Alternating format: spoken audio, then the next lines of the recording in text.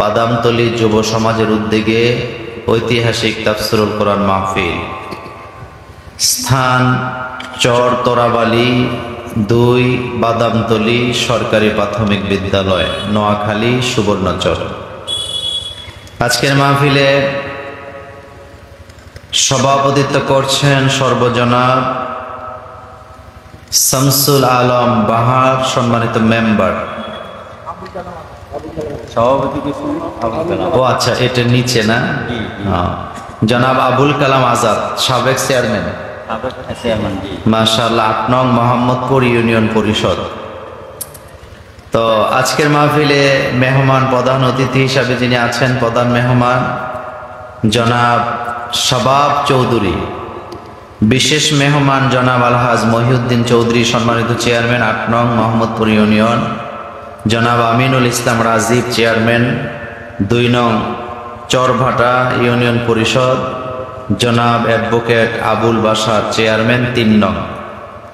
জনাব হানিফ কেশিয়ার, জনাব মহিবুল্লাহ মধু, নুরুল আফসার, জনাব বেলাল হোসেন, শামসুল আলম বাহার, জনাব মোহাম্মদ হানিফ মেম্বার। সালাম জানিয়েছেন জনাব মাওলানা ফজলুল হক, জনাব মাওলানা জিয়া উদ্দিন। আজকের মাহফিলে কথা বলেছেন হজরত মাওলানা হুসাইন আহমদ হেলালি, হজরত মাওলানা ইসরাফিল মাহমুদ, কথা বলেছেন হজরত মাওলানা আব্দুল মৌমিন সাহেব। আজকের মাহফিলে আমার আগে যিনি লম্বা সময় সুললিত কণ্ঠে আলোচনা করেছেন, যিনি সারা বাংলাদেশে কোরআনের কথা বলেন, আমি যাকে কলিজা দিয়ে ভালোবাসি, বিশিষ্ট ইসলামী চিন্তাবিদ, মুফাসসিরে কোরআন হজরত মাওলানা শরীফ মোহাম্মদ শাহজালাল, খতিব আগ্রাবাদ, গোসাইলডাঙ্গা জামে মসজিদ, চট্টগ্রাম। আমরা দোয়া করছি আল্লাহ আপনি সকলকে কবুল করেন। দেখেন রাত্র অনেক হয়েছে, সেজন্য আজকে কোনো ভূমিকা নেই, আমি সরাসরি আপনাদের সাথে আলোচনায় চলে যাই। রমজান আমাদের থেকে সদ্য বিদায় নিয়েছে। তো রমজান চলে যাওয়ার সময় বন্যা যখন চলে যায়, বন্যার কিছু চিহ্ন থাকে কি থাকে না? থাকে। আপনি কোথাও শরীরে আগুন লেগে পুড়ে গেছে, তো যখন আগুন নিভে যায় পোড়া দাগ থাকে না থাকে না? আপনি শরীরের কোথাও কাটছেন, কাটার পরে দাগ লেগে গেছে, আপনার কাটা ভালো হয়ে যায়, কিন্তু দাগটা থাকে কি থাকে না? থাকে। তো আজকের আলোচনার বিষয় হচ্ছে রমজান চলে গেছে, কিন্তু রমজান আমাদেরকে 6টা জিনিস শিক্ষা দিয়ে গেছে। আলহামদুলিল্লাহ পড়েন। কয়টা? এই 6টা আলোচনায় আজকে আমি শেষ করব ইনশাআল্লাহ। ইলমা লানা ইল্লা মা আল্লামতানা। আমাদের কোনো জ্ঞানই নেই, আমরা জ্ঞান পাই কার কাছ থেকে? আজকের পৃথিবীতে ঘরে ঘরে অশান্তি আছে না নাই? আপনি চিন্তা করতে পারেন একটা পরিবারে কতটা অশান্তি থাকলে বাপ তার ঘুমন্ত ছেলেকে কুঠার দিয়ে, মানে গাছ যেভাবে ছিঁড়ে ফেলে, নিজের লালিত পালিত সন্তানকে বাপ কুঠার দিয়ে এভাবে লাকড়ির মতো হত্যা করতে পারে, কতটা অশান্তি হলে পরে এটা করতে পারে। স্বামী স্ত্রীর মধ্যে ঝগড়া কোন পর্যায়ে গেলে ঈদের দিন সকালবেলা রাস্তায় নিয়ে পাঞ্জাবি ছিঁড়া দেয়, দেখছেন আপনারা? এই অশান্তি মারামারি আপনাদের নোয়াখালী নাই, এই এলাকায় নাই। আমরা মুসলমান, বলেন আমরা কি মুসলমান? নামে কামে নাই। আচ্ছা বলেন তো, রমজানের ঈদের দিন সকাল থেকে আপনাদের মসজিদগুলোতে মুসল্লির সংখ্যা বাড়ছে না কমছে? তারা কোথায় গেছে? বেড়াইতে গেছে শ্বশুর বাড়িতে। আসেন, তাহলে আমি বলেছিলাম রমজান আমাদেরকে কয়টা শিক্ষা দিয়ে গেছে? 6টা। আর একটু জোরে বলেন কয়টা? এ বিষয়ে কথা বলবো। আরেকটা বিষয়ে বলবো, সেটা হলো আজকে বাংলা মাসের কয় তারিখ? আজকে পয়লা বৈশাখ, আগামী দিন পয়লা বৈশাখ। তা আগামী দিন দেখবেন মানুষের বাচ্চা হাতি সাজবো, মানুষের বাচ্চা ঘোড়া সাজবো, পেঁচা সাজবে, কুত্তা কুত্তিনি, বিড়াল বিড়ালনি, এগুলা হবে কি হবে না? এই বিষয়টা, এই মোট 7টা বিষয়ের উপরে আমি কথা বলবো ইনশাআল্লাহ। প্রথম কথা হলো আমাদের পরিচয় হলো আমরা মুসলমান। বলেন আমরা কি? মুসলমান। আমরা ঈমান এনেছি কার উপরে? আমানতু বিল্লাহি। পড়েন আমানতু বিল্লাহি ওয়া মালাইকাতিহি ওয়া কুতুবিহি ওয়া রুসুলিহি ওয়াল ইয়াউমিল আখির ওয়াল কদরি খাইরিহি ওয়া শাররিহি মিনাল্লাহি তাআলা ওয়াল বাসি বাদাল মাউত। ঈমান আনলাম আমানতু বিল্লাহ, আল্লাহর উপরে, ওয়া মালাইকাতিহি, ফেরেশতাদের উপরে, ওয়া কুতুবিহি, কিতাব সময়ের উপরে, ওয়া রুসুলিহি, সমস্ত রাসূলদের উপরে, ওয়াল ইয়াউমিল আখির, আখিরাতের উপরে, ওয়াল কদরি খাইরিহি ওয়া শাররিহি মিনাল্লাহি তাআলা, তকদিরের উপরে ঈমান আনলাম। আমার জীবনে ভালো হোক আর মন্দ হোক সবটাই আল্লাহর পক্ষ থেকে আসে। এটা যারা বিশ্বাস করে তারা কখনো মঙ্গল যাত্রায় বিশ্বাস করতে পারে না। ওয়াল কদরি খাইরিহি ওয়া শাররিহি মিনাল্লাহি তাআলা, আমার জীবনের ভালো মন্দ সবটা আসে কার কাছ থেকে? তাহলে আপনাদের কাছে জানতে চাই, মঙ্গলের কাছে চাইবো না মঙ্গলের মালিকের কাছে চাইবো? মঙ্গলের মালিকের নাম কি? লা ইলাহা ইল্লাল্লাহ। মঙ্গলের মালিকের নাম হলো লা ইলাহা ইল্লাল্লাহ, লা ইলাহা ইল্লাল্লাহ মুহাম্মাদুর রাসূলুল্লাহ সাল্লাল্লাহু আলাইহি ওয়াসাল্লাম। আমার কলিজার ভাইয়েরা, ন্যূনতম ঈমান যদি থাকে, তাদের চেতনা যে কত প্রকারের আছে।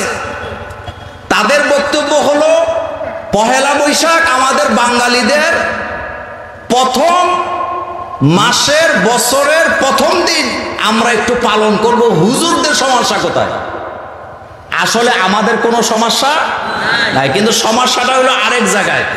সেটা কি শোনেন, খুব মনোযোগ দিয়ে শোনেন। আচ্ছা, আপনাদের কাছে জানতে চাই আমার কলিজার ভাইয়েরা, আচ্ছা বলেন তো, বাংলাদেশের অফিসে আদালতে আপনারা যখন কাগজপত্র লিখেন তখন ডেটটা কি বাংলা লেখেন নাকি ইংরেজি লেখেন? পেছনের লোকেরা কথা কয় না, একটু জোরে কথা, কি লেখেন? আপনি গেলেন সকালবেলা চেক নিয়ে ব্যাংকে যাওয়ার পরে 2 লক্ষ টাকা লিখছেন, কাউকে চেকটা দেন নাই, নিজেই গেছেন, চেকের মধ্যে লিখছেন সেলফ, এরপরে লিখছেন মাত্র 2 লক্ষ টাকা। এরপরে সবকিছু ইংরেজিতে লেখা ডেটটা যদি বাংলা দেন, চেক পাস হবে তো? হবে না। চেক পাস হবে তো? তো তখন তো চেতনা কই গেছে? আপনারা নিশ্চিত এখানে অনেক স্কুলের টিচার আছেন, আপনি চেক পাস করতে পারেন না বাংলা ডেট দিলে, আপনি আদালতে বিচার করতে পারেন না বাংলা ডেট দিলে, আপনি অফিস করতে পারেন না কাগজের উপরে বাংলা ডেট দিলে, কিন্তু পহেলা বৈশাখ আসার পরে বাঙালি চেতনা দিয়া নারীদেরকে অর্ধউলঙ্গ কইরা শাড়ি পরায়া রাস্তায় দেওয়া, এটা চেতনা, এটা তামসা, এটার সাথে মুসলমানের কোনো সম্পর্ক থাকতে পারে না। তোর চেতনার নমুনা কি? বাংলা সব জায়গায় নাই, আছে নাকি? আমরা তো ওই বাঙালি যেই বাঙালিরা ইংরেজি চেয়ারের মধ্যে বৈশা, ইংরেজি টেবিলের উপরে উর্দু কাগজ রাইখা আরবি কলম দিয়ে লিখি, একটা শব্দ বাংলা নাই। কথা কি ঠিক বললাম? কথা কি ঠিক বললাম? আমরা জাতে বাঙালি, কথা কি শুনতেছেন আপনারা? আমরা জাতে কি, কিন্তু বইছে ইংরেজি চেয়ারে। কি চেয়ার? ইংরেজি চেয়ারে বইসা, ইংরেজি টেবিলের উপরে উর্দু কাগজ রাইখা আরবি কলম দিয়ে হুজুর সব লিখতেছে। এই জায়গায় বাংলার চেতনা কই আছে আমি জানি না, কিন্তু বৈশাখ মাস যখন আসে প্রথম দিন নাকি পান্তা ইলিশ খাইতে হবে। কি খাইতে হবে? এগুলোর সাথে ইসলামের আদৌ কি কোনো সম্পর্ক আছে? প্রতিবাদ করার দরকার আছে না নাই? প্রতিবাদের ভাষাগুলি আমরা ভুলে গেছি। প্রতিবাদের ভাষা হলো তিনটা, জোরে বলেন কয়টা? আল্লাহর নবীর কথা না আমার কথা? আল্লাহর নবী বলছেন, মান রাআ মিনকুম মুনকারান ফালিয়ুগাইয়িরহু বিয়াদিহি ফা ইল্লাম ইয়াস্তাতি ফা বিলিসানিহি ফা ইল্লাম ইয়াস্তাতি ফা বিকলবিহি। প্রতিবাদের ভাষা হলো তিনটা। এক নাম্বার ভাষা হলো যখন রাস্তাঘাটে কোনো অন্যায় দেখবা, হাত দ্বারা বাধা দিবা। জোরে বলেন কি দিয়া? এই বছর রমজানের ঈদের দিন সকালবেলা টাকের উপরে ডিজে গান লাগাইয়া ফোলা পাইনারা গেঞ্জি দিয়ে ভেবে নাচানাচি করে, এলাকার মুরব্বীরা লাঠি সোটালো এমন দোলাই দিছে, কান্দইরা কয় জীবনে আর এসব করুম না। এই রকমের প্রতিবাদ সকল সমাজে হওয়ার দরকার আছে না? না, রাস্তা দিয়া টাকের উপরে ডিজে গান বাজায় ঈদ পালন করে, আপনার এলাকায় মেম্বার চেয়ারম্যান নিয়ে একটারে ডলা দেন, বাকি সব ঠান্ডা হয়ে যাবে। এই প্রতিবাদ কি দিয়া? এটা কি মোল্লার কথা না আল্লাহর কথা? এরপরে দুই নাম্বার প্রতিবাদের ভাষা হলো জবান। নবীজি বলছেন, ফালিয়া ফালাম, যখন তোমরা দেখবা অন্যায় করতেছে, বিয়াদিহি হাত দ্বারা বাধা দিবা, ফা ইল্লাম ইয়াস্তাতি ফাবি লিসানিহি, যদি হাত দ্বারা না পারো তাহলে জবান দিয়ে হুঙ্কার মারো। তাইলে জবান দিয়েও প্রতিবাদ করা যায় কি যায় না? এরপরে বলা হয়েছে ফা ইল্লাম ইয়াস্তাতি, তিন নাম্বার ভাষা হলো ফাবি কালবিহি, হৃদয় দিয়ে ঘৃণা করো বা পরিকল্পনা করো। তাহলে বোঝা গেল প্রতিবাদ থেকে বাদ থাকা যাবে না, সর্ব অবস্থায় প্রতিবাদ করা লাগবে। হয় হাত দিয়া, না পারলে মুখ দিয়া, না পারলে হৃদয় দিয়া প্রতিবাদীদের সাথে থাকতে রাজি আছি না নাই? চিল্লায় বলো আছি না নাই? বাংলার ব্যাপারে আমার বিন্দু মাত্র কোনো অভিযোগ নাই। আমি বাংলাকে ভালোবাসি, আমি বাংলায় কথা বলি, আমি বাংলায় আমার ভাব প্রকাশ করি, আমার ভালোবাসা, আমার আবেগ, আমার সবকিছু আমি বাংলায় প্রকাশ করি। কিন্তু একজন বাঙালি শুধু ভুলে গেলে হবে না, আমি একজন জাতে মুসলমান। আমার মুখের মধ্যে পেঁচা লাগাইয়া, আমার মুখের মধ্যে কুত্তার ছবি লাগাইয়া, শিয়ালের ছবি লাগাইয়া, বানরের ছবি লাগাইয়া কোন মুসলমান নিজেকে বানর আর কুকুর প্রমাণ করতে পারে না, পারে না, পারে না, পারে না। এটার সাথে মুসলমানের কোনো সম্পর্ক? বৈশাখী মেলা, কুত্তা মেলা, হিল্লা মেলা, আপনি এই মেলাগুলোতে যায় দেখবেন কি পাবেন জানেন? শুধু মূর্তি পাবেন, গরুর, এরপরে মহিষের, বাঘের, সিংহের। কথা কি ঠিক বললাম? আর কি? এগুলোর সাথে আমাদের কোনো সম্পর্ক? সারা বছর আপনি যদি মাটির প্লেটে খাইতে দেন, আপনারা মেয়ে বিয়ে দেন কি দেন না? আচ্ছা, আপনাদের এলাকায় অনুষ্ঠান হয় না? কথা আসতে কয়, অনুষ্ঠান হয় না? বিয়ে তো ম্যাক্সিমাম কমিউনিটি সেন্টারে হয়। ঢাকা থেকে আপনাদের এলাকায় বরযাত্রী আসছে, সবাই যখন খাইতে বসে, চায়না প্লেট না দিয়া, চিনির প্লেট না দিয়া, তাদের সামনে যদি মাটির প্লেট দেওয়া হয়, মাটির প্লেটকে আপনাদের এলাকায় কি করে? বাসন। কি বাসন যদি সাজাইয়া দেন, ঢাকা শহর থেকে আইছে সব বড় লোকের গোষ্ঠী, যখন খাইতে বয়ে দেখবো মাটির প্লেট, খুশি হবে না বেজার হবে? ওই চেতনার লোকেরাই আবার পয়লা বৈশাখ আইলে হোটেলে যাইয়া লাইন ধইরা মাটির প্লেটে একদিন ভর্তা দিয়া ইলিশ খাইতে চায়। তাদের চেতনার ভিতরে দুর্গন্ধ আছে না? না, ইলিশের দাম কম না বেশি? এত আসতে বলো কেন? ইলিশের দাম কম না বেশি? সারাটা বছর একজন গরিব মানুষ ইচ্ছা করলে ভালো মানের একটা ইলিশ খেতে পারে না, আর তুই বৈশাখের প্রথম দিন ইলিশ দিয়া পান্তা ভাত দিয়া খাইয়া গরিবের সাথে তামতা করস। তোর এই চেতনার মধ্যে আমরা থুতু মারি না। তোর এই চেতনার আমাদের কোনো দরকার? আমাদের চেতনার নাম হলো লা ইলাহা ইল্লাল্লাহ, লা ইলাহা ইল্লাল্লাহ, লা ইলাহা ইল্লাল্লাহ মুহাম্মাদুর রাসূলুল্লাহ সাল্লাল্লাহু আলাইহি ওয়াসাল্লাম। ইসলাম আছে যেখানে আমরা আছি, ইসলাম নাই যেখানে আমরাও নাই। আল্লাহ যেন এই জাতিকে অপসংস্কৃতি থেকে হেফাজত করেন, আমরা বলি আমিন। সংস্কৃতি শব্দের অর্থটাই বুঝে না। আমাদের দেশে সাংস্কৃতিক কর্মী কাদেরকে বলা হয়? হাফ প্যান্ট পইরা সিনেমা বানায় যারা, সাংস্কৃতিক কর্মী নাকি তারা। বেটা, সাংস্কৃতিক শব্দের অর্থ হলো শিক্ষা, দীক্ষা, কৃষ্টি, কালচার, ভদ্রতা, নম্রতা, শালীনতার নাম হলো সংস্কৃতি। সুতরাং যারা অর্ধ উলঙ্গ হয়ে সিনেমা মারায় তারা কখনো সাংস্কৃতিক কর্মী হতে পারে না। এদেশে যেই মেয়েরা বোরকা পরে চলে তারাই হলো আসল সাংস্কৃতিক কর্মী। তাদের সংস্কৃতির মধ্যে ইসলামের গন্ধ পাওয়া যায়, ঠিক কি না? শালীনতা, ভদ্রতা যাদের মধ্যে থাকে না তারা কখনো সাংস্কৃতিক কর্মী হতে। যেমন আমার দেশে একজন সাংস্কৃতিক কর্মী আছে, খালি ডিগবাজি খায়। কি খান? কি খান? নাম কি?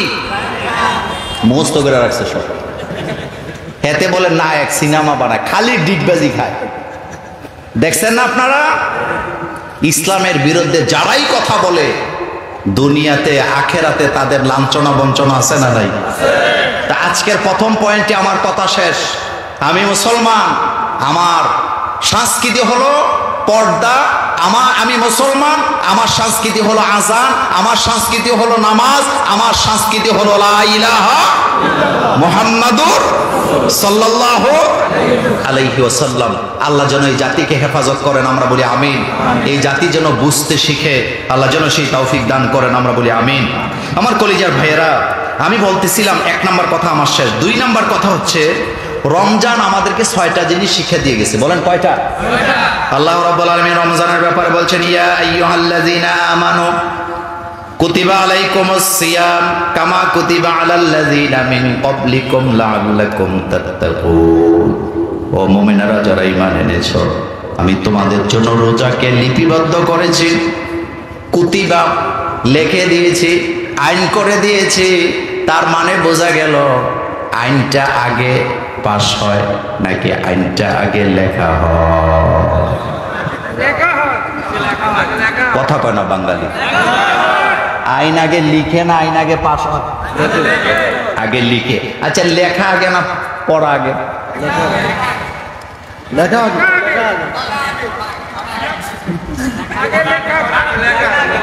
লেখা আগে না পড়া আগে?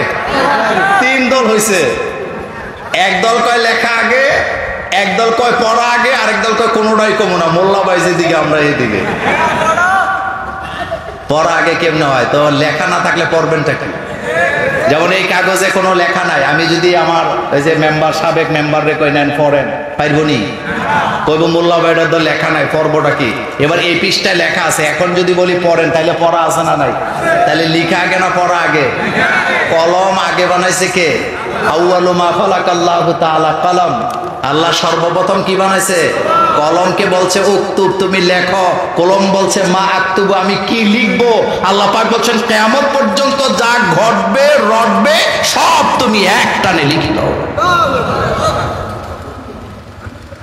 তো আল্লাহ পাক এখানে রোজার ব্যাপারে বললেন কুতিবা আলাইকুমুস সিয়াম, আমি লিপিবদ্ধ করেছি, মানে আইন করে দিছি তোমাদের জন্য রোজাকে।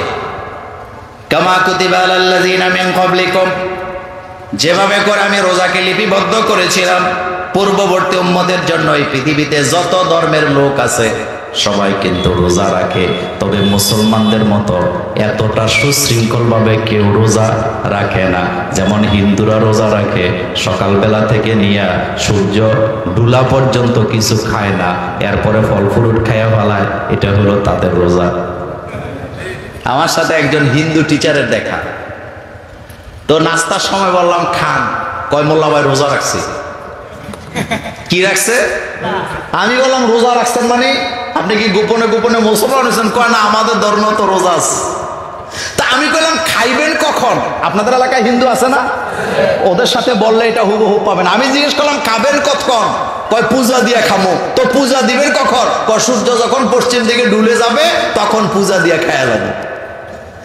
আমি তখন হাসি দিয়া বললাম এমন রোজা যদি আল্লাহ আমাদের দিত সারা বছর রাখতাম। কথা ঠিক না? আমাদের রোজার মতো রোজা পৃথিবীর কারো কাছে নাই, কারণ আমাদেরকে বলা হয়েছে আতিম্মুস সিয়াম, রোজাকে তোমরা পালন করো সুবে সাদেক থেকে নিয়ে সূর্য ডুবা পর্যন্ত পুরাটা দিন না খাইয়া, বিবির কাছে না যাইয়া, নিজের খায়েশকে না পুরাইয়া আল্লাহর জন্য উপবাস থাকার নাম হলো রোজা। ঠিক না? আমাদের রোজার মধ্যে স্বাস্থ্যকর সবকিছু আছে। যারা রোজা রাখে তাদের হাড় নতুন করে সচল হয়, যারা রোজা রাখে তাদের কিডনি গুলা নতুন করে সচল হয়। আমার কথা না, ডাক্তারের কথা, এটা বিজ্ঞান স্বীকার করে নিয়েছেন। যারা রোজা রাখে তারা সুস্থ থাকে। এই যে রোজা, এই রোজা আপনার এখানে চর্বি জমে না, অপারেশন করে চর্বি কমায়। কিন্তু আল্লাহ রাসূল আর আল্লাহ আমাদেরকে এমন এক অপারেশন দিছে, যারা সারা বছর নফল রোজা রাখবে আল্লাহ তাদের চর্বি এমনি শেষ করে দেয়। একটা মজার কথা বলি, কঠিন একটা গুরুত্বপূর্ণ মাসালা বলি। আমাদের দেশের মায়েরা বোনেরা রোজা রাখে কি রাখে না? রাখে, কিন্তু তাদের রোজা ভাঙতি হয় কি হয় না? এবার দেখেন পরের আয়াতে আল্লাহ পাক কি বলতেছেন, আইয়ামাম মাদুদাত। বান্দারে রোজার কথা শুনে কিন্তু ভয় পাওয়ার কোনো কারণ নাই। আইয়ামাম মাদুদাত, অল্প কয়েক দিনের জন্য আমি রোজাকে তোমার উপরে ফরজ করেছি। এটা আসবে, এটা চলে যাবে, তুমি রাখতে পারবা না, টেরও পাবা না। এটা মোল্লার কথা না, আল্লাহর কথা। রোজা আসছে, রোজা কি? রোজা হলো আমলের মাস। বলেন রোজা কার মাস? আল্লাহ পাক বলছেন রোজা আমার। যারা রোজা রাখলো তারা আমার জন্যই কি রাখলো, আর পুরস্কারটাও দিবেন কে? দেখেন রোজার মাসে আল্লাহ আমাদেরকে সাহায্য করে কি করে না? তারাবি, তাহাজ্জুদ, এরপরে কিয়ামুল লাইল, এরপরে আপনার কি বলে সেহেরি, সারাদিন না খাইয়া। একটা মজার কথা বলি, আমারটা দিয়ে আমি বলি, আপনাদেরটা মিলিয়ে নেবেন। এই যে রমজান এখন নাই, সকাল 9টা বাজে নাস্তা খাই, জোহরের নামাজ জামাতে পড়ার পর শরীর কাঁপতে থাকে ক্ষুধার যন্ত্রণায়, না খাইয়া 10 মিনিটও থাকতে পারি না। কিন্তু রমজানের মাসে আল্লাহর কসম, আল্লাহর জাতের কসম করে বলি, 3টা 3:30 বাজে খাইলাম, জোহর গেল, আসর গেল, মাগরিবের টাইম হয়, ক্ষুধার যন্ত্রণা কোনোদিন শরীরে কাঁপুনি আসে না। এটার নাম রহমত, এটার নাম বরকত। আমি কিন্তু এমনিতে একটু দুর্বল টাইপের মানুষ, স্বাস্থ্যমন্ত্রী আর কি। মেম্বারের ওজন কত? তরমুজের মতো ফ্যাট। দেখেন তো আমারটা, এটা আরো কমাইতে হবে না? কথা কয় না, এটা কমানো লাগবে কি লাগবে না? তবে বেশি না, আর একটু কমাইলেই হয়ে যাবে। পেট, পৃথিবীর কোনো আগমনকারী কোন নবীর পেট বড় ছিল না। জান্নাতীদের পেট কখনো বড় হবে না। জান্নাতীদের এই যে বুক আর পেট হবে সমান, যেটা ছিল মুহাম্মাদুর রাসূলুল্লাহ সাল্লাল্লাহু আলাইহি ওয়াসাল্লামের উপরে। আর আমার দেশের গণনা করলে হুজুরদের পেটও কিন্তু ছোট না, বেশি বড়। এরকম হুজুর আছে না? তো যাই হোক, কথা বলছিলাম রোজা নিয়ে।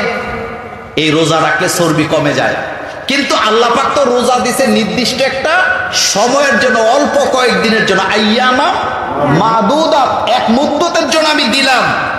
কিন্তু আল্লাহ পাক বলছেন ফামান কানা মিনকুম মারিদান, তোমাদের মধ্যে এই সময়টাতে কেউ যদি অসুস্থ হয়ে যাও, আও আলা সাফারি, অথবা এই অবস্থায় যদি সফরে থাকো, ফাইদ্দাতুম মিন আইয়ামিন উখর, এই রোজাটা তুমি পরবর্তী সময় রাখবা। ওই সময় তো রাখতে পারবা না, কষ্ট হবে। আমার আল্লাহ কত দয়ালু, আমার আল্লাহ কত দয়ালু। আল্লাহ কিন্তু এই কথা বলে না তুই মর না বাস, আমি জানি না রোজা রাখাই লাগবে, এটা বলে নাই। আল্লাহ বলছে বান্দা, তুই যদি অসুস্থ থাকস, তুই যদি সফরে থাকস, রোজা তোর জন্য ছুটি দিলাম, তবে রোজা একেবারে মাফ করা হবে না। পরবর্তী সময় রোজাটা রাখার দরকার আছে না? না, এটা কি আমার কথা না আল্লাহর কথা? এখন আসেন, আমাদের মা বোনদের স্বাভাবিক অসুস্থতার কারণে যে রোজাটা ছুটে যায়, আমাদের মা বোনেরা অনেক সময় প্রশ্ন করে যে শাওয়ালের রোজাটা আগে রাখবো নাকি যেটা ছুটে গেছে ওই রোজাটা আগে রাখবো। প্রথমে শোনেন, শাওয়ালের রোজা হলো নফল, আর স্বাভাবিক পিরিয়ডের কারণে যে রোজা ছুটে গেছে ওইটা হলো ফরজ। কথা কি বুঝেন? শাওয়ালের রোজা কি নফল, শাওয়ালের রোজা কি, কিন্তু যেটা ছুটে গেছে ওইটা কি ফরজ। কিন্তু একটা মজার বিষয় হলো, শাওয়ালের রোজা রাখতে হবে শাওয়ালের চাঁদে, আর যেটা ছুটে গেছে ওই রোজা রাখার জন্য সময় পাবে আরো 11 মাস। কয় মাস? এই জন্য আজকে যা বলবেন মোল্লা ভাই বলে গেছে শাওয়ালের রোজা শাওয়ালেই রাখবেন। এখন শুনেন, আচ্ছা আপনাদের কাছে জানতে চাই, রোজা কি চলে গেছে না এখনো একটু একটু আছে? এখন কি রোজা? আল্লাহ রাসূল বলছেন মান সামা রমাদান ফাআতবাহু সিত্তাম মিন শাওয়াল কানা কাসিয়ামিদ দাহর। আল্লাহর নবী বললেন, যে ব্যক্তি রমজানের রোজা রাখার পরে শাওয়ালের চাঁদে আরো 6টা রোজা রাখলো, সে যেন সারা বছরই রোজা থাকলো। আমার নবী হচ্ছেন অঙ্কের টিচারদের আব্বা। সুবহানাল্লাহ ভাই, যে কয় আমার নবী হচ্ছে গণিতবিদদের কি আব্বা। আপনি একটু হিসাব করেন তো। রাসূল বললেন, যে ব্যক্তি শাওয়ালের চাঁদে 6টা রোজা থাকলো, সে যেন সারা বছরই রোজা রাখলো। এটার দলিল আপনার কাছে আমার কাছে আছে না নাই? দলিলটা হলো আল্লাহ পাক বলছেন, মান জা বিল হাসানা ফালাহু আশরু আমসালিহা। আমার বান্দাদের মধ্যে কেউ যদি একটা নেক আমল করে, আমি আল্লাহ তাকে 10টা দিব। তো আপনারা ফরজ রোজা ছিলেন কয়টা? কথা কয় না বাঙালি? 30টা। তো 30কে যদি 10 দিয়ে গুণ দেন তাহলে কত হয়? আর এখন শাওয়ালের চাঁদে কয়টা? 6 এর যদি 60 দিয়ে কি বলে 10 দিয়ে গুণ দেন তাহলে কত হলো? আরবি মাস হয় 360 দিনে 1 বছর, কিন্তু ইংরেজি মাসের ঠিক ঠিকানা নেই। ইংরেজি মাসের কি নাই? রাসূল বুখারী মুসলিমের হাদিসে বলেছেন, আরবি চাঁদের মাস হয় 30-এ যাবে, না হয় 29-এ যাবে, 28-এও যাবে না, 31-এও যাবে না। কিন্তু ইংরেজরা তো বাটপাড়ের হেডকোয়ার্টার, দেখবেন কোন মাস যায় 28-এ, কোনোটা 29-এ, কোনোটা 30-এ, কোনোটা 31-এ। কথা কন না কেন? এগুলো সত্য না মিথ্যা? কিন্তু আরবি মাস যায় কয় দিনে? হয় 30, না হয় 29, 28-এও যাবে না, 31-এও যাবে না। আমার কলিজারা আজকে বাড়িতে যা বলে দিবেন, আমরা সবাই যেন শাওয়ালের চাঁদের রোজাগুলি রাখতে পারি। আমরা জোরে বলি আমিন। এখন আসেন, রোজা আমাদেরকে কয়টা জিনিস শিক্ষা দিয়ে গেছে? 1 নাম্বার, রোজা আমাদেরকে তাকওয়া শিক্ষা দিয়ে গেছে। তাকওয়ার বাংলা অর্থ হলো আল্লাহর ভয়। দেখেন, আমাদের দেশে তাকওয়া, আল্লাহর ভয়, ভীতি কার মধ্যে আছে, এই জায়গায় আমরা ধোঁকা খাই। যেমন আমাদের দেশে কোনো ব্যক্তি যদি সাদা টুপি পরে, চুল সাদা, দাড়ি লম্বা সাদা, পাঞ্জাবি সাদা, লুঙ্গিটাও সাদা, এরকমের লোক দেখলে আমাদের দেশের 99% লোকেরা বলবে এটা আল্লাহ সাক্ষাৎ ওলি। কথা কন না কেন? আচ্ছা, এবার এই ওলির ব্যাখ্যাটা আপনাকে আমি দিচ্ছি, এরপরে দলিলটা দিই। আমি তো আগে এটিএন বাংলা প্রোগ্রাম করতাম, এটা তো আপনারা জানেন। এটিএন এর প্রোগ্রামে যাচ্ছি ঢাকায়, কুমিল্লা থেকে বাসে করে যাব। তো বাস যখন ওই যে গৌরীপুরের আগে পুলিশের চেকপোস্ট আছে, হাইওয়ে, পুলিশ বাস থামাইছে, এসি বাস তো, রয়্যাল কোচ। তা আমি সামনের দিকে 2টা বড় বড় সিট থাকে, আমি ওই একটাতে বসে আছি। গাড়ি থামায়া পুলিশ ঢুকলো, ঢুকে পুরো বাস ভর্তি যাত্রী, কারোরে কিছু জিগায় নাই। বাসের ভিতরে একটা লোক ছিল, সাদা টুপি, সাদা দাড়ি, সাদা পাঞ্জাবি, সাদা লুঙ্গি। আপনারটা কি লুঙ্গি? সাদা, মাশাআল্লাহ, পায়জামা। আইসা কাউকে কিছু না বললা ওনারে ধইরা নিয়ে যেতেছে। আমার কাছে মনে হলো যেন ফেরেশতারে ধরে লয়ে যায়। আমি তো বুঝি নাই। কন্ডাক্টরে গেলাম, এই মিয়া, এইরকমের মুরব্বী ভদ্রলোক দেখতে আল্লাহর ওলি মনে হয়, কারোরে ধরলো না, ওনারে ধরে নিয়ে গেল কেন? কন্ডাক্টর তখন হাসি দিয়ে কয়, হুজুর, এতে ইয়াবা ব্যবসায়ী। কি ব্যবসায়ী? এখন আসেন আপনি তাকওয়াটা শুনেন। তাকওয়াটা কি? আল্লাহর নবী সাল্লাল্লাহু আলাইহি ওয়াসাল্লাম বলেছেন, ইন্না ফিল জাসাদি মুদগা, মানুষের শরীরের ভিতরে একটা মাংসপিণ্ড আছে। ইযা সালাহা সালাহাল জাসাদ, এই মাংসপিণ্ডটা যদি ভালো থাকে শরীরটা ভালো থাকে, যদি মাংসপিণ্ডটা খারাপ হয়ে যায় শরীরটাও খারাপ হয়ে যায়। এরপরে নবীজি রিক্সা চালায় খায়, ভালো লুঙ্গি পরতে পারে না, ভালো গেঞ্জিও পরতে পারে না, পোশাক আশাকের কোনো বালাই নাই। এই লোকটা যখন রিক্সা চালাইতে গেছে, আমাদের মেম্বার সাহেব তার রিক্সার ভিতরে 1 লক্ষ টাকা বলে ব্যাগটা ফালায় আছে। রিক্সাওয়ালার মধ্যে যদি তাকওয়া থাকে, এই রিক্সাওয়ালা এই ব্যাগটা কখনো নিজে হজম করবে না, আল্লাহর ভয়ে এই ব্যাগটা মালিককে ফেরত দিবে। আর যার মধ্যে তাকওয়া নাই, সে যদি লম্বা টুপিও পরে, পাঞ্জাবিও পরে, সাদা লুঙ্গিও পরে, মসজিদ মসজিদের ক্যাশিয়ারও যদি হয়ে যায়, তাকওয়া না থাকলে মসজিদের ক্যাশিয়ার হওয়ার পরে আমানতদারির খেয়ানত করে, তাকওয়া না থাকার কারণে মাদ্রাসা মসজিদের সভাপতি সুদের ব্যবসা করে, ঘুষ খায়, এমন ডাকাই যাচ্ছে না না? আপনারা রাগ করবেন কথা বললে? কষ্ট পাইবেন? তাহলে তাকওয়াটা কোন জায়গায় থাকে? এই জায়গায়। বলেন কোন জায়গায়? এই প্রকাশ্য পোশাকের মধ্যে তাকওয়া নাই, এই টুপির মধ্যে তাকওয়া নাই, আল্লাহর কসম করে বলি দাড়ির মধ্যেও তাকওয়া নাই। কারণ এই দাড়ি আর টুপি দিয়ে মানুষকে ধোঁকা দেওয়া যায়, কিন্তু যার ভিতরে তাকওয়া আছে, আল্লাহর ভয় আছে, সে কখনো মানুষকে ধোঁকা দিতে পারে না। তার মধ্যে সবসময় ভয় কাজ করে। ওয়াত্তাকুল্লাহ, আল্লাহকে ভয় করো। আমি মোল্লা নাজিম একটা মসজিদের খুতবা দেই, মসজিদের কাজ চলতেছে, মনে করেন রাস্তা দিয়ে যাচ্ছি, হঠাৎ করে একজন ভাই 5,000 টাকা এইভাবে করে মুঠ করে দিয়া আমাকে বলতেছে, মোল্লা ভাই মসজিদের কাজের জন্য 5,000 টাকা দিলাম, তবে গোপনে দান করলে তো বেশি সওয়াব হয়, নাম টাম বলার দরকার নাই, মসজিদের কাজে দিয়া দিয়েন। এখন আমি মোল্লা নাজিমের মধ্যে যদি তাকওয়া না থাকে, নোটগুলা বাইর করে দেখি কসকইচ্চা 5টা 1,000 টাকার লাল নোট। আমি মনে মনে কমো, কেউ তো দেখে নাই, উনি তো বলছেন নামও বলার দরকার নাই, এবার এটাকে মুঠ কইরা পকেটে ঢুকাইয়া গরুর গোশত কিনা খাওয়ার সম্ভাবনা আছে না? তাকওয়া না থাকলে। কথা কি ঠিক? তাকওয়া যদি না থাকে, মাদ্রাসার প্রিন্সিপাল হইলেও চুরি করবে। আর তাকওয়া যদি থাকে, নদীর মাঝে হইলেও কোনোদিন কারো সম্পদ হরণ করবে। এটার নাম তাকওয়া শিক্ষা দিয়ে গেছে রমজানের রোজা। এই জন্য আল্লাহ বলছে, কামা কুতিবা আলাল্লাযিনা মিন ক্বাবলিকুম লাআল্লাকুম তাত্তাকুন, বান্দারে যাতে করে তাকওয়া অর্জন করতে পারো, সেই জন্য আমি আল্লাহ রাব্বুল আলামিন তোমার জন্য রোজাকে ফরজ করে দিলাম। সুতরাং এই তাকওয়া আমাদের হৃদয়ে জাগ্রত করার দরকার আছে না? না, তাকওয়ার ব্যাপারে কথা শেষ। 2 নাম্বার, রমজানের রোজা আমাদেরকে শিক্ষা দিয়ে গেছেন কোরআন দিয়ে জীবন কিভাবে চালাইতে। আসতে কইছেন কি দিয়া? আরো জোরে। মোল্লার কথা না, আল্লাহর কথা।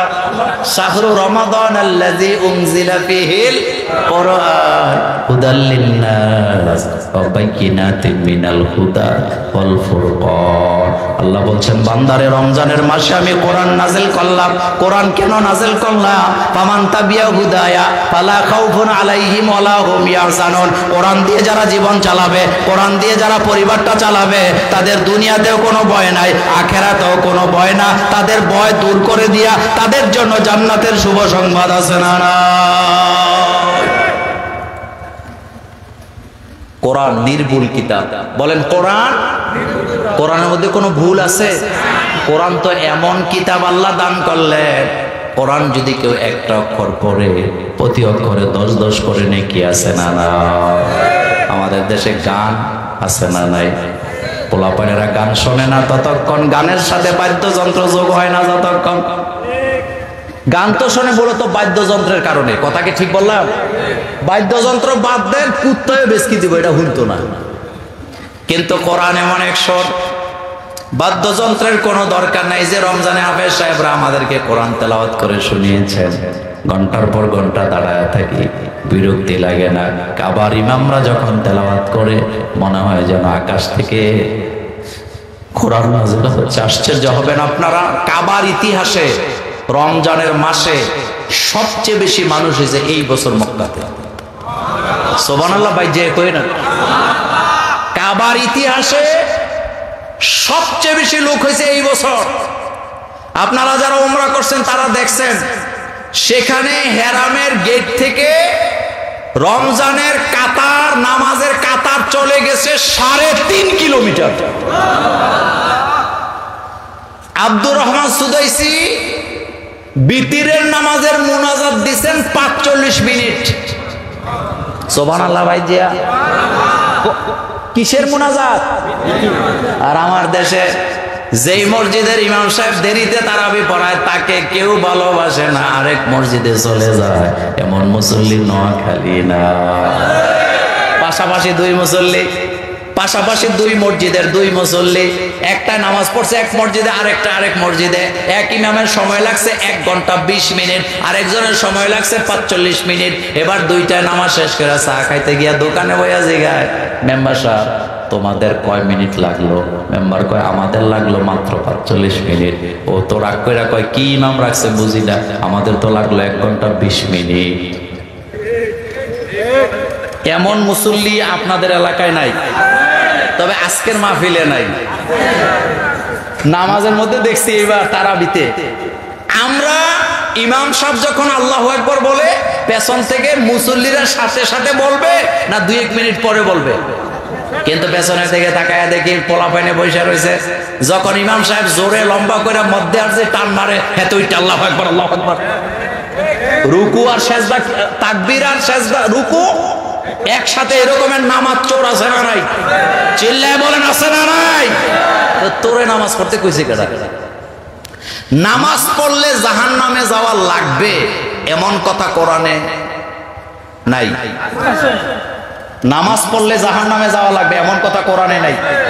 আল্লাহ পাক বলছেন ফাওয়াইলুল লিল মুসাল্লিন, মোল্লার কথা না আল্লাহর কথা। ফাওয়াইলুল লিল মুসাল্লিন আল্লাযীনা হুম আন সালাতিহিম সাহুন আল্লাযীনা হুম ইউরাউনা ওয়া ইয়ামনাউনাল মাউন। কোরআন তেলাওয়াত করে, হক আদায় করে তারাবি নামাজ পড়াবার দরকার আছে না? তারাবি নামাজ যে কি নিয়ামত, রমজান যে কি নিয়ামত। দেখেন, নিয়ত যদি আপনার পরিষ্কার থাকে আপনাকে সাহায্য করবেন কে? এটা কেরামতি না। আমি আপনাদেরকে একটা বাস্তব ঘটনা শোনাই। আমি রমজানের প্রথম দিন আল্লাহর কাছে দোয়া করছি যে আল্লাহ পুরা রমজানে যেন এক ওয়াক্ত জামাত যেন আমার ছুটে না যায়। কথা কি শুনতেছেন? এটা কেরামতি না, এটা হলো আমার হৃদয়ের আবেগ। আমি আল্লাহকে বলেছি আল্লাহ আমার যেন রমজানে এক ওয়াক্ত জামাত ছুটে না যায়। তো আপনারা জানেন আমি তো দূর দূরান্তে ইফতার মাহফিলে যাই। একদিন ইফতার মাহফিল করলাম আপনাদের নোয়াখালীর কোম্পানিগঞ্জ, একেবারে ভিতরে মুসাফুর, এই যে মুসাফুর। ইফতার মাহফিল করে এখানে আমি মাগরিবের নামাজ পড়লাম। কোথায় মুসাফির, কোথায় কুমিল্লা শহর। চিন্তা করতেছিলাম আল্লাহ নামাজের জামাতটা জানি পাই কিনা। আলহামদুলিল্লাহ, আশ্চর্য হবেন, আমি মুসাফির থেকে যাইয়া কুমিল্লা শহরে এশার নামাজের ইমামতি করছি। মুসল্লিদেরকে দাঁড়াই থাকা লাগে না, বরং আমি 2 মিনিট আগে মসজিদে ঢুকছি। আচ্ছা, এরপরে এক রমজানে আমার ইফতার মাহফিল ছিল জোরালগঞ্জ। এটা কি আরো দূরে না কাছে? অর্থাৎ বাড়িহাট থেকে আগের যে বিশ্ব রোড, পুরান রোডে জোরালগঞ্জে একটা মসজিদ আছে, 650 বছর আগের মসজিদ, অনেক দূরে। আমি বাহাবা নেওয়ার জন্য বলি না, আমার নিয়তটা এত পাক্কা ছিল। তারা আমার জন্য রান্না বান্না করছে, ইফতারের পরে খাইতে হবে। আমি বলছি না, আজকে রাগ করো যা করো, কোনো খাওয়া টাওয়া হবে না। আমি ইফতারি করলাম, আমি নিজে ওখানে মাগরিবের ইমামতি করলাম, লম্বা সূরা দিয়া, সূরাতুল ইনফিতর, এরপরে সূরাতুল আলা, এই 2টা সূরা দিয়ে আমি মাগরিবের নামাজ পড়াইছি। পড়াই আমার যে আমার সহকারী, আমার ড্রাইভার এখানে আছে, তারা 2 জন আমার সাথে ছিলেন। দেখেন আমার নিয়ত পাক্কা ছিল। আমি বলছি আল্লাহ আমি যত দূরে হোক, তুমি যদি চাও আমাকে জামাতে নামাজ পড়াইতে পারো। আল্লাহর কসম করে বলি, কোথায় জোরালগঞ্জ আর কোথায় কুমিল্লা, স্বাভাবিক সময় লাগে 2.5 থেকে 2 ঘন্টা, কিন্তু আল্লাহ কি রহমত, আমি জোরালগঞ্জে মাগরিবের ইমামতি করে আবার আমি আমার মসজিদে যায়া আমি আশার নামাজের ইমামতি করেছি।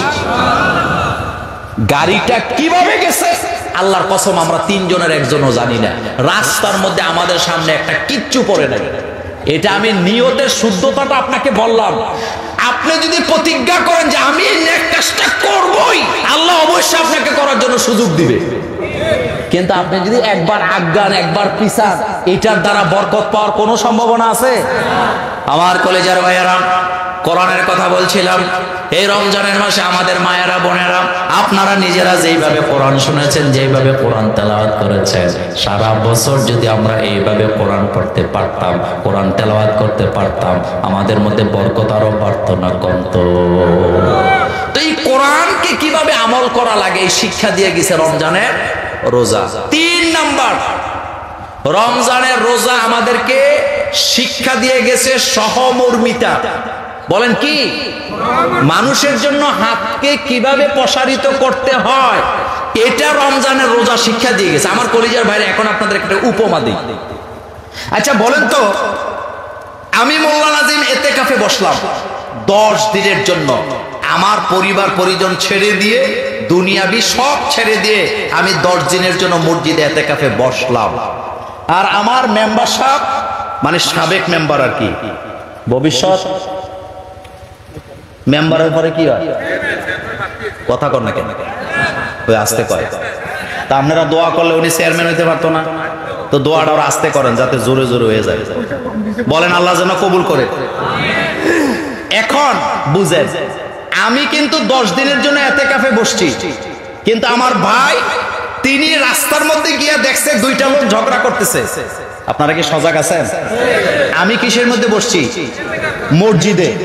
আর উনি রাস্তার মধ্যে যায় দেখছে 2 লোক ঝগড়া করতেছে।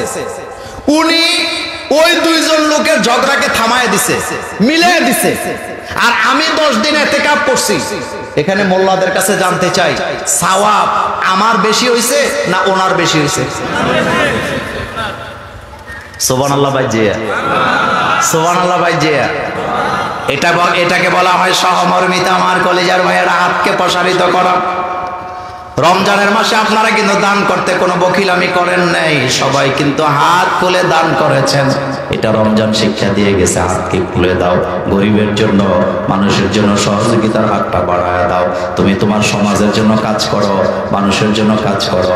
আমার কলিজার ভাই, আল্লাহর নবী বলেছেন, কেউ যদি ইতিকাফ করে আর কেউ যদি 2 ভাইয়ের ঝগড়াকে থামায়া দেয়, ওই 2 ভাইয়ের ঝগড়ার মধ্যে আল্লাহ অনেক বেশি পছন্দ করেন, তাকে আল্লাহ বেশি দিবেন, কারণ সে 2টা ভাইয়ের ঝগড়াকে মায়া দিছে। কিন্তু রমজানের মাসেও আমার দেশে ঝগড়াঝাটি আছে না? না, ঝগড়া। আজকের পত্রিকায় পড়লাম, স্বামী তার ভাতিজাকে ঈদের সালামি দিছে। ভাতিজা বুঝেন তো আপনারা? ভাইয়ের ছেলেকে। বউ সহ্য করতে পারে নাই, এটা নিয়ে ঝগড়া লাগিয়া দা দিয়া স্বামীর হাতের মধ্যে এমন জোরে কোপ দিছে, হাত পড়ে যাওয়ার মতো উপক্রম হয়ে গেছে। এখন আপনার কাছে আমি জানতে চাই, আপনি আপনার ভাতিজাকে ঈদের সালামি দিবেন, আপনি আপনার ভাইকে গোস্ত রান্না করে খাওয়াবেন, এটা আপনার ভাইয়ের হক, আপনার ভাতিজার হক। এখানে কিন্তু আপনার স্ত্রী বাধা দিতে পারেন না, কিন্তু এরপরও বাধা দেয় এমন মহিলা বাংলাদেশে আমাদের অনেক ঘরে ঘরে আছে না? না, আপনার ঘরে রান্না হয়েছে গরুর গোস্ত, সজাগ আছেন আপনারা? আপনার ঘরে কি রান্না হয়েছে? কিন্তু আপনার একটা ভাই দুর্বল, বাজারঘাট ঠিক মতো করতে পারে না, তার কাছে টাকা নাই। আল্লাহ তো দুনিয়ার সব মানুষকে সমান সমান টাকা দেয় না। আপনার ঘরে গরুর গোস্ত রান্না হয়েছে, এখন আপনার ভাইয়ের ঘরে তরকারি নেই। আপনি কেমন মানুষ, আপনি কেমন ভাই? আপনি তো আপনার ভাইয়ের জন্য একটু গোস্ত রান্না করে সেখানে পাঠাতে পারেন নাই, একটু গোস্ত দিতে পারেন নাই। অথচ বিশ্বনবী বলেন, হযরত আনাস রাদিয়াল্লাহু তাআলা আনহুর হাদিস বর্ণনায় আল্লাহর নবী বলেছেন, তোমরা যখন তরকারি রান্না করো ঝোলটা একটু বাড়ায়া দাও, যাতে করে প্রতিবেশীকে তোমরা দিতে পারো। আল্লাহ রাসূল বলছে, হাতকে প্রসারিত করার জন্য, প্রতিবেশীকে তরকারি দেওয়ার জন্য ঝোলটা বাড়ায়া দাও। আর আমরা মুসলমান হওয়ার পরে নিজের মায়ের পেটের ভাইকে একটু তরকারি দিতে পারি না, এমন ডাকাইত ভাই আমাদের এই এলাকায় আছে না? না, তুই কোন জাতের মুসলমান? তুমি কোন জাতের মুসলমান? তোমার পেটের ভিতরে গোস্তটা যায় কেমনে?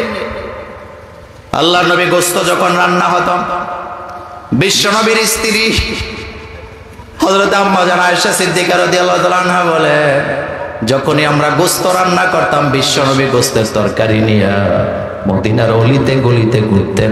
খাদিজার বান্ধবীদের বাড়ি কোথায় আছে, খাদিজার বান্ধবীদের বাড়িতে আল্লাহ রাসূল গোস্ত রান্না করে পৌঁছায় দিতেন। আর আমরা নিজের ভাইয়ের ঘরে দিলেও ঝগড়া হয়, এমন পরিবার আছে না? এই যে তাকওয়ার মাস, পুরুষগুলা তারাবি নামাজ মিস করে না, খতম তারাবি একটা দিনও মিস করতেছে না তারাবিটা, কারণ খতম দেওয়া লাগবে। একটা দিন যদি মিস হয়ে যায় তাহলে তো খতমটা পুরা হবে না। কিন্তু বাজারের লিস্ট কইরা কাগজের মধ্যে ছেলের নাম, মেয়ের নাম, শ্বশুরের নাম, শাশুড়ির নাম, আব্বার নাম, আম্মার নাম, ভাগ্নির নাম, বোনের নাম লিখে লিখে 1 বস্তা টাকা দিয়া নিজের বিবিকে রমজানের মাসে রাতের বেলা মার্কেটে পাঠায়, এমন মুসলমান বাংলাদেশে না। তবে বাংলাদেশে আছে, আপনাদের নোয়াখালী নাই, আপনাদের এলাকায় নাই। আমাদের দেশের মহিলারা যে কত ফন্ডি। আপনি যদি বাজারে যায় কোনো কিছু কিনেন, কিছু কিছু পরিবারে আছে, আপনি যদি বাজারে যাইয়া 20 টাকার জিনিসটা 15 টাকা দিয়ে কিনেন, কিছু কিছু বউ আছে ঘরে গেলে তুমি ঠক গেছো। আর কোন মহিলা যদি 20 টাকারটা 30 টাকা দিয়ে কিনে, তবুও ছাপাবাজি করে আমি জিততেছি। কথা বুঝে না? কথা কি ঠিক বললাম? কথা কি ঠিক বললাম? এই স্বভাব আছে না নাই? সব জায়গায় আছে। আমাদের মাননীয় প্রধানমন্ত্রী একদিন বক্তৃতায় বললাই বলাইছে, নারী পুরুষের সমান অধিকার, কিন্তু ঝগড়া লাগলে পুরুষের কোনো অধিকার নাই। কোনই খাবি, মামলা খাবি। মোল্লার কথা বলছে কিনা? আচ্ছা, এখন একটা উপমা দেই, এটার বাস্তবতা আছে। বাস্তবতা কি? আপনাদের পাশে বাজার আছে না? কথা কোন না কেন? বাজারের নাম কি? করিম বাজারে স্বামী স্ত্রীর 2টা ঝগড়া লাগছে।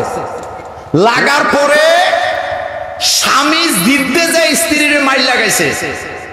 যখন মাইল লাগাইছে, মেম্বাররা, চেয়ারম্যানরা, এলাকার সর্দাররা যায় তারে 2টা থাপ্পড় দিয়ে, ঘরের ঝগড়া বাইরে আনছত কেন বেড়া, যাও বেড়া ঘরে যায় ঝগড়া কর, তোর বউ শাসন করবি, ঘরে যায় করবি। কথাকে ঠিক বললাম? কিন্তু করিম বাজারের মধ্যে কোন স্ত্রী যদি তার স্বামীরে মাইল লাগায়, মেম্বার বলেন, চেয়ারম্যান বলেন, এখন আর কেউ বাধা দেয় না, এখন মোবাইল হাতে নেওয়া সকলে ভিডিও করে। ঠিক বললাম? কথা কন না কেন? এখন কি করে? এমন অভ্যাস আমাদের মধ্যে আছে না? না, এই জায়গায় এই জাতের মুসলমান। তবে একটা কথা বলে দিয়ে যাই, একটা সময় ছিল এই দেশে মানুষের ঝগড়া লাগলে দৌড়ে যায় তাদেরকে থামায় দিত, বিপদে পড়লে বিপদ থেকে উদ্ধার করত। এখন বিপদে পড়লে উদ্ধারও করে না, থামায়ও না, ঝগড়া লাগলে উল্টা ভিডিও করে ভিউ পাওয়ার জন্য। এমন জাতের মানুষ আমার সমাজে সমাজে আছে না? না, 2টা লোক ঝগড়া লাগলো, ভিডিও করা জরুরি না, তাদেরকে থামায় দেওয়া জরুরি। কিন্তু এখন কি করে? আরে ভাই, ঝগড়া তো দূরের কথা, আগুন লাগছে। কি লাগছে? আচ্ছা, আগুন লাগলে কি করার কথা? বিশ্বনবী বলেন, আগুন লাগলে পানি দাও, দোয়া পড়ো। সাহাবায়ে কেরাম বলেন, হুজুর আমার কাছে যদি পানি না থাকে, আল্লাহর নবী বলেন তুমি আল্লাহর নামে থুতু দাও। সুবহানাল্লাহ ভাইজিয়া, আল্লাহর নামে কি দাও? আরেকজনের দোকানপাট ফ্যাক্টরি পুড়ে যাচ্ছে, আগুন লাইগা। আমার দেশে পানি দিয়ে আগুন নিভাইতে না যায় উল্টা ভিডিও করে ভিউ পাওয়ার জন্য এমন সাংবাদিক ঘরে ঘরে আছে না? ঈদের দিন স্বামী স্ত্রী 2টা ঝগড়া লাগছে, দেখছেন না ভিডিও? এতের পাঞ্জাবি পিছে দিয়া, হ্যাঁ, এতের হাফ প্যান্ট সিরিয়াল আছে, এতের পিঠ পুরানো দেখা যায়। নারীদের খামসা এটা ছোট না বড়? আস্তে করে, ছোট না বড়? ইউসুফ আলাইহিস সালামের খামসা দিছিল একজন নারী, কি নাম?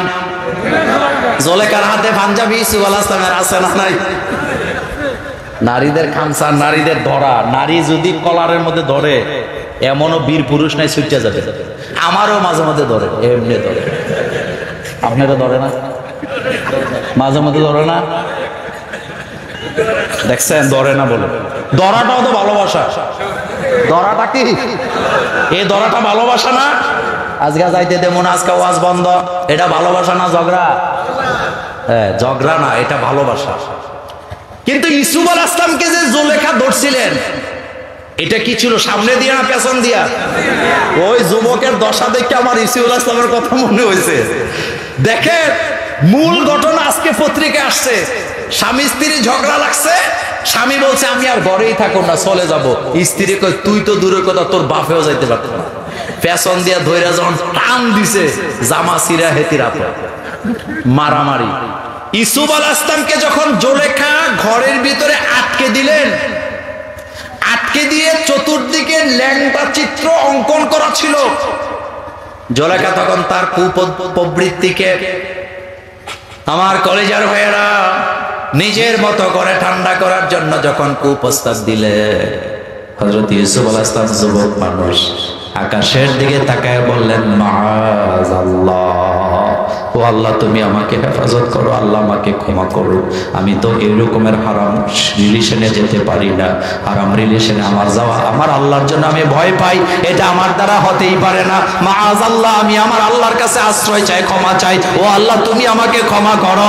আল্লাহকে ভয় করে যখন সামনের দিকে দৌড় দিলেন, পেছন থেকে জুলেখা জামা টেনে ধরলেন, এত জোরে দৌড়লেন, ইউসুফ আলাইহিস সালাম এত জোরে দৌড় দিলেন, জুলেখার হাতে এক খণ্ড কাপড় রয়ে গেল, ইউসুফ আলাইহিস সালামকে থামাতে পারে না। আল্লাহু আকবার বলো মিয়া। আমি আপনাদেরকে একটা কথা বলি, এই পৃথিবীতে যত ফিতনা আছে সবচেয়ে ভয়ঙ্কর ফিতনা হলো নারীদের ফিতনা। তুমি বৈধ প্রেম মারাইতে যাও, একটা কথা দিয়া তোমাকে এমন আটকানি দিবে, তোমার মা, তোমার বাপ, তোমার এলাকার চেয়ারম্যান, তোমার এলাকার মেম্বার কেউ তোরে বিশ্বাস করবে না, তোর বন্ধু বান্ধব কেউ বিশ্বাস করবে না, কিন্তু মহিলা যদি সব মিথ্যা কথা বলে তারটাই সবাই বিশ্বাস করবে। আমি একটা প্রমাণ দিই, আপনাদের এই বাজারের নাম কি যেন বললেন? আমি মোল্লা নাজিম, আপনাদের প্রিয় ভাই, আপনাদের এলাকায় ওয়াজ করতে আসি।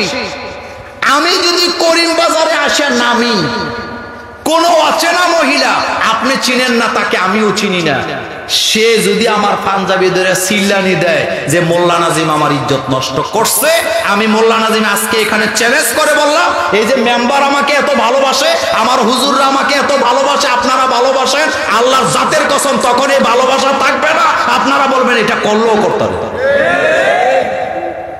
কথা বোধহয় বুঝাইতে পারি নাই, কথা বোধহয় বুঝাইতে পারি নাই। তুমি আরে বাপরে, তোমারে মেসেজ দেয় আসসালামু আলাইকুম ডার্লিং কেমন আছো, এক সেকেন্ডে তোমারে এমন বিপদে ফেলবে, এই বিপদ থেকে তোমাকে কেউ বাঁচাতে পারবে না। নারীদের পেশ বড় ভয়ঙ্কর, বলেন নারীদের পেশ বড়। আমি আপনাদেরকে হেকায়েতুল লতিফ একটা কিতাব আমরা পড়েছিলাম, হেকায়েতুল লতিফের একটা ঘটনা বলি। সেটা হলো, এক মেয়ে এলাকার একজন ভালো মানুষের বিরুদ্ধে কাজীর কাছে যায় বিচার দিছে, মানে বিচারকের কাছে। আপনাদের কষ্ট হইতেছে নাকি? কার কাছে বিচার দিছে? বিচারকের কাছে। বিচার হলো, যায়া বলছে ওমকে আমাকে জোর করে দর্শন করছে। তো ওই যে আপনাদেরকে বললাম পুরুষের কথা কেউ বিশ্বাস, কারটা বিশ্বাস করে? মহিলাটা, এতে নায়ক সাজে। এখন বিচারপতি দুইজনের কথাবার্তা শুনে আসামি বলতেছে আমি ওরে চিনি না, আর মহিলা বলতেছে ও আমারে জোর করে দর্শন করছে। বিচারপতি রায় দিছে, ঠিক আছে তুমি যেহেতু জোর করে দর্শন করছো, তুমি 5 দিরহাম জরিমানা দিবা। কয় দিরহাম? আসামি বলতেছে স্যার আমি আমার আল্লাহকে সাক্ষী রেখে বলি আমি এই মহিলাকে চিনি না, মহিলার সাথে আমি কোনো খারাপ কাজ করি নাই, তবে আপনি যেহেতু রায় দিচ্ছেন আমি এই 5 দিরহাম দিয়ে দিলাম, বিচারটা মানলাম, কিন্তু আমার আল্লাহ সাক্ষী আছে আমি খারাপ কাজ করি নাই। বিচারপতি বললেন তুমি যদি খারাপ কাজ না করে থাকো আল্লাহই তোমার প্রতি রহমত করবে। সুবহানাল্লাহ পড়েন। তো সে দাঁড়ায় আছে, মহিলাকে 5 দিরহাম দিয়া বিচারপতি বলছে যাও তুমি তোমার টাকা নিয়ে চলে যাও। আসামি বাদী বিবাদীকে একসাথে বাইর করে দেওয়া এটা ইসলাম সমর্থন করে না, একজন আগে যাবে আরেকজন পরে যাবে, কারণ দুইজনকে সমানে বাইর করলে আবার মারামারি হওয়ার সম্ভাবনা আছে না নাই? এখন মহিলা টাকা নিয়ে চলে যাচ্ছে, যাইতে যাইতে সামনে যখন 1 কিলো গেছে, এখন বিচারপতি পুরুষটারে কয় যাও আমার অর্ডার, তুমি যাই মহিলার হাত থেকে 5 টাকা ছিনিয়ে নিয়ে আসো। আপনারা সজাগ আছেন তো? এক তো নাসুন্না বুড়ি, আবার দিছে ডোলের বাড়ি, বেটা এমনি অন্যায় ছাড়া 5 দিরহাম জরিমানা দিছে, আবার বিচারপতি বলছে যাও ওর টাকা নিয়ে ছিনিয়ে নিয়ে আসো। এখন বেচারা দৌড়াইয়া যাইয়া ওই মহিলার কাছে টাকা আনার জন্য হাত ধরছে। তো মহিলাদের টাকা থাকে হাতের মুঠির মধ্যে। কোথায় থাকে? একবার মুঠে ঢুকলে এটা আর সহজে। এখন বেচারা গিয়া সেখানে মহিলার হাত ধরছে, আধা ঘন্টা ধরে চেষ্টা করছে। কতক্ষণ? আপনারা সজাগ আছেন নিও? কতক্ষণ? আধা ঘন্টা। নিতান্ত গল্প, এটা কিন্তু হাদিস না।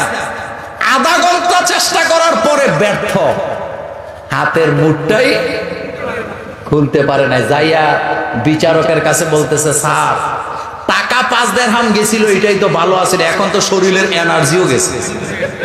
কেন?